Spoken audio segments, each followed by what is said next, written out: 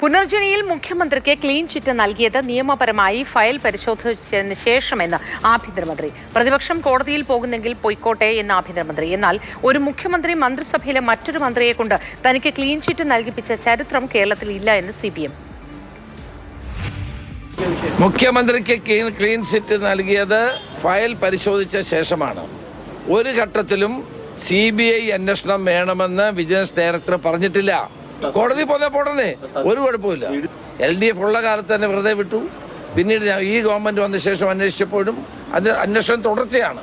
മുഖ്യമന്ത്രിക്കെതിരെ ഒരു തെളിവില്ലെങ്കിൽ പിന്നെ ആഭ്യന്തരമന്ത്രി അതായത് ഉണ്ടാക്കി കൊടുക്കാൻ നിൽക്കണോ?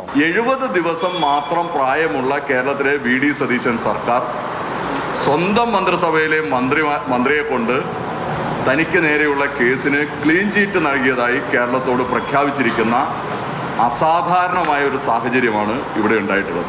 ഇതാണ് അധികാര ദുർവിനിയോഗം എന്നതുകൊണ്ട് കാണാൻ കഴിയും.